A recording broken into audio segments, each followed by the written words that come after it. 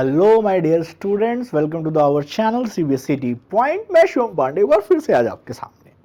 आप सभी को पता है कि हम कर रहे हैं इकोनॉमिक्स का chapter number 4, which is you already know, name is globalisation and the Indian economy. इसमें ऑलरेडी इंट्रोडक्शन का पार्ट हम कर चुके हैं। इंट्रोडक्शन के पार्ट में हमने पढ़ा था कि कैसे ग्लोबलाइजेशन एमएनसीज के बारे में जाना था, कि कैसे एमएनसीज आती हैं, कैसे वो चीप लेबर उठाती हैं, कैसे इंटरकनेक्ट करती हैं। हमने देखा कैसे चाइना में मैन्युफैक्चर करवाया, ईस्टर्न यूरोप और मैक्सिको में असेंबलिंग करवाई और इंडिया से कस्टमर सपोर्ट उठाया। और हमें जो टॉपिक आज पढ़ना है वो टॉपिक आपका है यहां से, interlinking production across the countries. अब ये कैसे ये जो मल्टीनेशनल कंपनीज हैं ये इंटरलिंक करती हैं प्रोडक्शन को, पूरी मतलब अलग अलग कंट्रीज में प्रोडक्शन अलग अलग जगहों पे करवाती हैं। तो ये प्रोडक्शन को कैसे इंटरलिंक करती हैं, ये जो कॉम्प्लेक्स प्रोसेस है इसको ये कैसे परफॉर्म करती हैं, इसको हम आसान शब्दों में समझने की कोशिश करेंगे। हमने जो पढ़ा एमएनसीज के बारे में वो ये पढ़ा कि एमएनसी लगभग में इन्वेस्टमेंट प्रोडक्शन का काम वही करती है। पहले तो मार्केट के क्लोज होना चाहिए, skilled and unskilled labour available और लो कॉस्ट पे, and availability of other fraction जैसे प्रोडक्शन अश्योर्ड। इन एडिशन तो देखिए मैंने आपको बताया कि जब कहीं पे भी एमएनसीज अपनी फैक्ट्रीज लगाती हैं मल्टीनेशनल कंपनीज, तो पूरी कोशिश करती हैं कि वहां की गवर्नमेंट पॉलिसी उनके फेवरेबल हो। गवर्नमेंट ईसीजी बना के देती है, special economic zone. Special economic zone वो एरियाज होते हैं जहां पे सारी की सारी कंपनियां आती हैं, हब लगता है पूरा का पूरा, और वहां पे वो सारी फैसिलिटीज प्रोवाइड की जाती हैं जो एक कंपनी को जरूरत होती है। जैसे गुरुग्राम से मेरठ को अटैच किया जा रहा है, तो मेरठ भी स्पेशल इकोनॉमिक जोन बनने वाला है अगले 10 सालों में यूपी का। तो ये सारी चीजें आपको देखने को मिल जाएंगी, ठीक है। उसके अलावा MNC might look for the government policies, वो उनके इंटरेस्ट में हो। हम इसके बारे में थोड़ा सा अभी चैप्टर में पढ़ेंगे कि वो क्या क्या डिमांड करते हैं, स्पेशल इकोनॉमिक जोन क्या होता है, गवर्नमेंट की कौन सी पॉलिसीज उनके फेवरेबल में होती हैं। अच्छा, इसके अलावा having assured themselves these condition, MNC अपनी फैक्ट्रीज को लगाती हैं। इसके लिए वो स्पेंड करती हैं पैसे, जैसे लैंड बाई करना हो, एसेट्स खरीदने हो, मशीन खरीदनी हो, और इस पैसे को जो वो करते हैं क्यों उसे कहते हैं इन्वेस्टमेंट। क्या कहते हैं? इन्वेस्टमेंट। और क्योंकि ये फॉरेन से आया है तो इसे कहते हैं फॉरेन इन्वेस्टमेंट या foreign direct investment. FDI word use किया जाता है, फॉरेन डायरेक्ट इन्वेस्टमेंट। तो नेक्स्ट टाइम जब आप एफडीआई वर्ड सुनेंगे अब तो आपको पता होगा कि फॉरेन डायरेक्ट इन्वेस्टमेंट एफडीआई का मतलब क्या है यहाँ पे, ठीक है। Made by the MNCs is called foreign investment. Any investment made with the hope, और ये इन्वेस्टमेंट किस होप में करते हैं कि भाई हम इसमें प्रॉफिट कमाएंगे। यहाँ देखिए एक पिक्चर दिया है, ये एमएनसी वाला है, बेटर कंडीशन मांग रहे हैं, हाई वेजेस मांग रहे हैं, कह रहा है भैया इस फैक्ट्री को क्लोज करो। क्यों क्लोज करो? यहाँ पे हर चीज महंगी हो गई, हमें प्रॉफिट नहीं मिलेगा, चलो वहां चलते हैं जहां पे लोगों के पास कुछ नहीं है और सही जगह है, वहां सेटअप करेंगे तो हमारा प्रॉफिट परसेंटेज अच्छा रहेगा। तो ऐसी बहुत सारी कंपनियां क्लोज हो गई। जैसे फिनलैंड की एक कंपनी थी नोकिया, इसका फिनलैंड की कंपनी थी नोकिया, जो पहले ही मोबाइल यूज करते थे वो लोग नोकिया का यूज करते थे, जो एंड्रॉयड नहीं था। तो वो मोबाइल्स का सेटअप था केरल के आसपास, वो बंद करके चली गई अपना पूरा का पूरा प्रोडक्शन। तो उन लोगों की जॉब गई कि नहीं गई, ठीक है। अच्छा, एमएनसीज क्या करती हैं? दो तरह से वर्क करती हैं। पहला, जब किसी कंट्री में आती हैं तो वहां कई सारी लोकल कंपनियां होंगी, लोकल कंपनियों के साथ टाई अप करते हैं। लोकल कंपनी के साथ क्या कर लेती हैं? टाई अप कर लेती हैं। टाई अप करने पे क्या करेंगी? उस लोकल कंपनी की जो मार्केट चेन है उसको यूज करेंगी, उस मार्केट चेन को यूज करेंगी। मार्केट चेन को यूज करने के साथ साथ उसका कस्टमर उनको मिल जाएगा ऑटोमेटिक। फिर उसको क्या प्रोवाइड करेंगे? फंड प्रोवाइड करेंगे कि तुम ज्यादा पैसा लो, अपने मार्केट को ज्यादा एक्सपांड करो, एज वेल एज वो अपनी टेक्नोलॉजी जो लेके आते हैं वो टेक्नोलॉजी प्रोवाइड करेंगी, ठीक है। एग्जाम्पल में आपने पहले सुना होगा, अभी क्या होंडा की गाड़ी आती है और हीरो की आती है। पहले हीरो होंडा, पहले क्या थी? Hero Honda. अब होंडा जापानी कंपनी है, हीरो इंडिया की साइकिल बनाने वाली कंपनी है। अब एक गाड़ी बनाने के लिए रॉ मटेरियल में स्टील और आयरन वगैरह चाहिए ही चाहिए, प्लस लोकल मार्केट की चेन चाहिए। लोकल कंज्यूमर तक आपकी पहुंच चाहिए, वो हीरो के पास थी।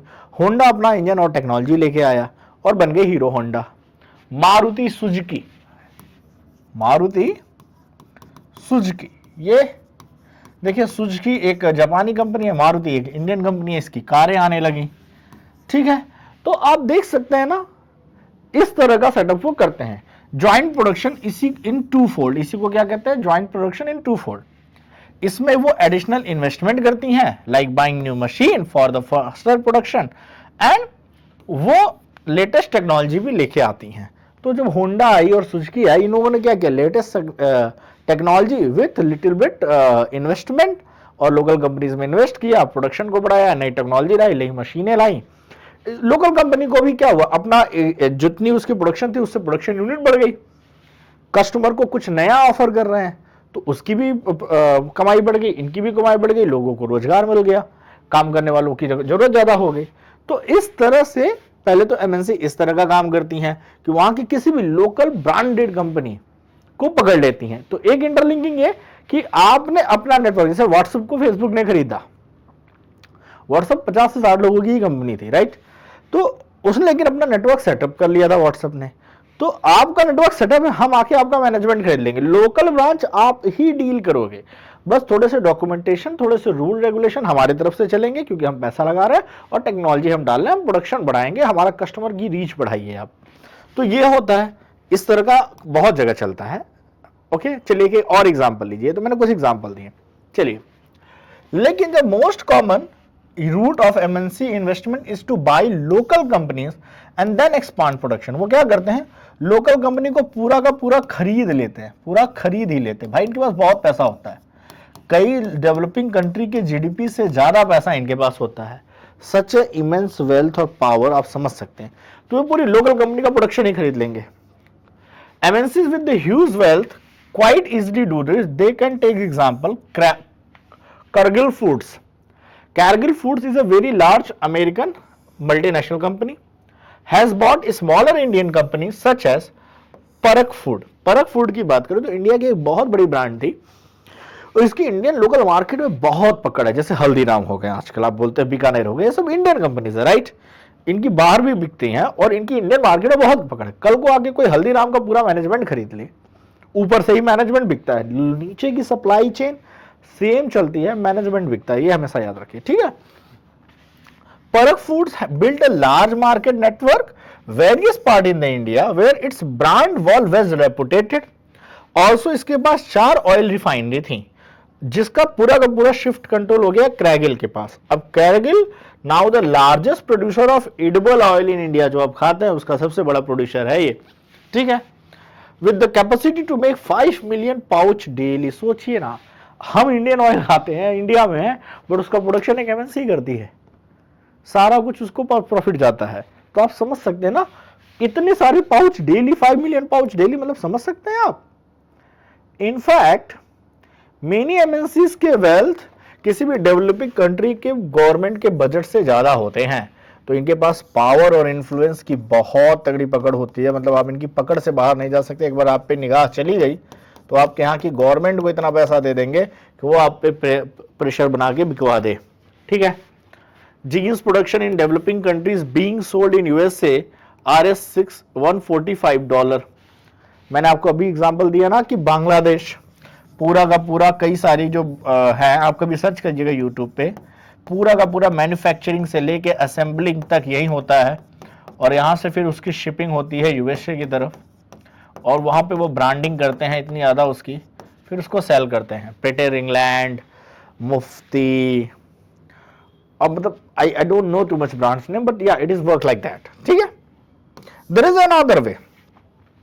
Large MNC in developed country place order to the production with the small producer। अब देखिए, एक तो ये इंटरलिंकिंग हो गई कि लोकल कंपनी को खरीद लो, या सीधी बात है इनको चाहिए कुछ, ये लोकल्स को ऑर्डर दे देंगे। लोकल मैन्युफैक्चरर को बोला कि मुझे 1000 पीस चाहिए, उसको बड़ा ऑर्डर मिला। अब वो भी मान लीजिए कि वो उस कंट्री का ठेकेदार है, इंडिया में आया, बोले इंडिया से मुझे 1 लाख पीस चाहिए।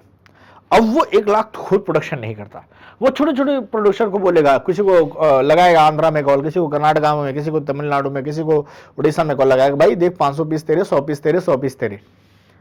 अब वो लोकल स्मॉल मैन्युफैक्चरर के पास स्मॉल लेबर है, उसको कलेक्ट करेगा, उससे प्रोडक्शन कराएगा, फिर वो भेजेगा मुंबई, मान लो मुंबई मेन सेंटर, फिर वो मुंबई से यूएस से भेजेगा, ठीक है। तो ये पूरा प्रोसेस चलता है। इससे क्या होता है, वो बंदा यूएसए में है, बिकेगा माल यूएसए में, बट वो इंडिया भी नहीं आया, इंडिया के एक मेन बंदे को पकड़ा, उसने कई सारे मेन बंदों को पकड़ा। अब देखिए ना, पूरी असेंबलिंग हो रही है ना, ऑल ओवर वर्ल्ड जा रहा है। वो असेंबल यहां हुआ, छोटे से कंट्री से इंडिया में आया, स्टेट से चला गया कंट्री से अलग जगह पे, ठीक है। Garments, footwear, sports items are example of industries where production is carried out by large numbers of small producer in the world. Garments या ज्वेलरी शॉप, जो गारमेंट्स बिकते हैं छोटे मोटे अंडरवियर वगैरह, ये एमएनसीज खुद सेटअप प्लांट लगाती ही नहीं है, मैन्युफैक्चर ही नहीं। कई कंपनीज ऐसी हैं जो केवल ब्रांड की एडवर्टाइजमेंट करती हैं, ब्रांड का एडवर्टाइजमेंट करेंगे, मैन्युफैक्चरिंग नहीं करती, मैन्युफैक्चरिंग खुद करती ही नहीं है। इनके पास इतना तगड़ा सिस्टम होता है, मैन्युफैक्चरिंग नहीं करेंगे। कोई ऑलरेडी मैन्युफैक्चर कर रहा है, उससे कह रहे हैं कि ठीक है, तुमको जो कॉस्ट चाहिए मिलेगी, उसमें अपना ब्रांड जोड़ के उसकी कीमत डबल ट्रिपल करके बेच लेती हैं, ठीक है। तो these products now supplied to the MNCs, ये जितने भी आप स्पोर्ट्स शूज वगैरह पहनते हैं, ये लोकल मर्चेंटाइल से बनवाए जाते हैं। ये बस एक करती है कि कुछ पैरामीटर स्टैंडर्ड फिट करती है, देखो हम तुम्हें इतनी कॉस्ट दे रहे हैं तो इतना स्टैंडर्ड मेंटेन करो, सामने वाले को पैसा मिल रहा है तो स्टैंडर्ड क्यों नहीं मेंटेन करेगा, स्टैंडर्ड तो मेंटेन करेगा ही करेगा, पैसे की ही तो बात होती है। Which them sell these under their own brand names the customer, these large MNCs have a tremendous power to determine price. इनकी इतनी ज्यादा ब्रांडिंग होती है इन कंपनियों की कि प्राइस का इशू नहीं है। ये quality, delivery and labour condition for these distant product, ये सबको इफेक्ट करते हैं। इनकी डिमांड पे ही कितनी सारी छोटी इंडस्ट्रीज चलती हैं, क्योंकि ये हैवी प्रॉफिट कमाती हैं। तो यहाँ पे इन्वेस्टमेंट में इनको थोड़ा ज्यादा दे दिया तो इनका भी फायदा हो गया, ठीक है। तो इस तरह से काम चलता है, आप देख सकते हैं। Thus, we see there is a variety of ways in which the MNCs are spreading their production and interacting with the local producer. तो इस तरह से क्या हुआ, पूरा वर्ल्ड के एक सेंटर से अलग अलग कोने से प्रोडक्शन करा के लाया, एक जगह बेच दिया, अदर कंट्रीज में अपने ब्रांड को बेच दिया, उसी कंट्री में ब्रांड लगा के किसी बड़ी शहर में बेच दिया, और इस तरह से various countries across the globe इस तरह से अटैचमेंट होती है। ये है सिस्टम चलने का। By setting up the partnership with the local companies, by using the local companies for supply, by closely competing with the local companies or buying them up, local company को खरीदना, local बंदे के साथ bond up करना, local company को order देना, इस तरह से MNCs exporting a strong influence over the production in every country, and I think there is something has been touched, okay. Result, production in these widely disappeared locations is getting interlinked. तो इतने widely rural इलाकों से बना हुआ सामान जाके बिक रहा है आपके डेवलप्ड कंट्रीज में, कैसे इंटरलिंक्ड है, इस तरह से। ये कॉम्प्लेक्स है, डेवलप्ड कंट्रीज में जाके बिक रहा है, ये कॉम्प्लेक्स है बट इंटरलिंक्ड है, इसमें प्रॉफिट मेकिंग होती है, सबका प्रॉफिट होता है, हर एक स्टेज पे प्रॉफिट होता है, क्योंकि उसको बाहर से ऑर्डर मिल रहा है तो सीधी बात है उसको थोड़े पैसे ज़्यादा मिलेंगे, बल्क में ऑर्डर मिल रहे हैं तो उसकी कमाई ज़्यादा होगी। सबका अपने लेवल पे प्रॉफिट है, जिसकी जितनी लेवल पे पहुंच है, जिसकी जितनी लेवल पे पहचान है, जिसकी प्रोडक्शन कैपेसिटी जितनी है। ये देख रहे हैं, ये देखिए फुटबॉल्स वगैरह बन रहा है, वो बॉल्स वगैरह बना रही हैं, स्पोर्ट्स का सामान है, किसी गांव में बन रहा है, खटिया पे बैठ के बना रही है, और जो खेलेगा वो गोल्फ खेलेगा। तो आप समझ रहे हो ना, ये चीज़ें हैं। चलिए समझिए, एक एग्जाम्पल और लेते हैं। फोर्ड मोटर्स का नाम सबने सुना होगा। In American company world largest automobile manufacturer with the production spread of 26 country में है। 26 कंट्री बड़ी बात होती है। 1995 में इंडिया में आए और 1700 करोड़ का उसने सेटअप किया large plant in Chennai. This was done in the collaboration with Mahindra and Mahindra का नाम किसने नहीं सुना होगा, जीप बनाने वाली कंपनी है हमारे यहाँ। आजकल तो कारों से लेके पता नहीं क्या, वैसे तो जीप और ट्रक ही बनाती थी महिंद्रा, लेकिन फोर्ड मोटर क्योंकि कार बनाती है तो अब कार में घुस गई महिंद्रा थार, आजकल देखते ही हो, ठीक है। By the year of 2017 Ford Motors was selling 88,000 cars in the Indian market and 181 to the Brazil, exported into the South Africa, Mexico, Brazil, United States of America. The company ने clear किया कि वो Ford India as a component supplying base वो चाहती कि maximum production unit यहाँ हो, क्योंकि यहाँ पे इंजीनियर और चीप लेबर है, और उससे भी अच्छी बात क्या है कि इजी सस्ता रॉ मटेरियल अवेलेबल है। इंडिया में भाई आयरन स्टील इंडस्ट्री सबसे तगड़ी है, और वही तो चाहिए इनको। एक टेक्नोलॉजी तो एक बार लाके इन्होंने क्या कर दिया, सेटअप कर दिया, अब उसी टेक्नोलॉजी पे चल रहा है, थोड़ा बहुत उसमें चेंज लाते रहते हैं, प्लांट बैठा दिया है, तो इससे क्या हो गया, अब 7 समंदर पार जो कहते हो वहां तक बिक रहा है। ये देखो ऐसे ही कंटेनर्स में पूरी शिपिंग होती है, लद के भर के ऐसे 1 बाय 1 जाते हैं और ये बिक जाते हैं, पोर्ट्स पे जाएंगे, पोर्ट से चले जाएंगे दूसरी कंट्री में, वहां पे ऑलरेडी उनके ऑफिसेज होते हैं, वहां पे डिलीवर हो जाएंगे। चलिए, इस पैराग्राफ से आपको क्या पता चला, हमें पता चला कि वुड यू से Ford Motors is MNC, why? Yes, because it has production unit in 26 countries, right, which is very good thing. 26 countries में प्रोडक्शन होना एमएनसी के लिए और क्या चाहिए। What is the foreign investment, how did 1700 crore investment किया गया, और क्योंकि फॉरेन कंपनी ने आके इन्वेस्टमेंट की है। By setting up their production plants in India, MNCs such as Ford Motors tap the advantage not only the large market that countries such India provide, but also the lower cost। जी हाँ, देखिए एक तो India की 140 करोड़ की population की market है, तो यहाँ पे भी सस्ती कारें 10 लाख से 12 लाख से 15 लाख तक की रेंज की कारें लोग अफोर्ड करते हैं, तो एक मार्केट यहाँ मिल गया। दूसरा, जैसा कि रॉ मटेरियल मिल गया। तीसरा, जो उनको लेबर चाहिए था, स्किल्ड एंड अनस्किल्ड दोनों, स्किल्ड एंड अनस्किल्ड, भाई स्किल्ड लेबर में इंजीनियर आ गया, अनस्किल्ड में जो डेली का काम करता है वो आ गया, तो दैट्स वेरी गुड। इससे बहुत तगड़ा एडवांटेज है उनको, इसको बेस बनाने वाले हैं वो। Why do you think company wants to develop India as a base, discuss the following factor. तो सीधी बात है, कॉस्ट ऑफ लेबर सस्ता है, प्रेजेंस ऑफ सेवरल मैन्युफैक्चरर्स हैं, जो auto parts India Ford Motors के नहीं, पूरी कंपनी बिक रही है प्रोडक्ट्स, उसके पार्ट्स बिक रहे हैं, छोटी छोटी यूनिट्स बिक रही हैं, तो बहुत तगड़ा है, ठीक है। तो यही आपका है।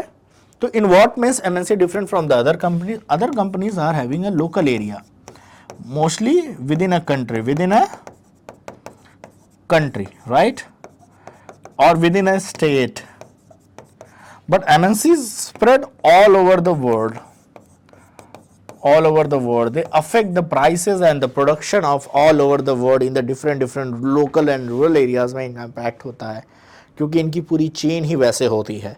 इनके पास लार्ज फंड होते हैं कि किसी की कभी कोई पूरी की पूरी कंपनी को ओवरटेक कर लेते हैं, पूरा मैनेजमेंट ही ओवरटेक हो जाता है, तो लार्ज फंड होते हैं इनके पास। ये सारी चीज़ें इनको क्या करता है, इन सभी चीज़ों में अच्छी टेक्नोलॉजी होती है, R&D पे, रिसर्च एंड डेवलपमेंट पे बहुत पैसा खर्च करने की कैपेबिलिटी होती है। इन्हीं कारण के रीज़न से ये क्या है, MNCs हैं और अदर कंपनियों से पूरी हटके होती हैं, ठीक है।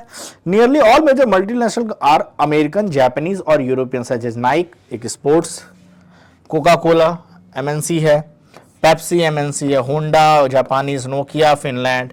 Can you guess why? Because पहले तो इनके पास टेक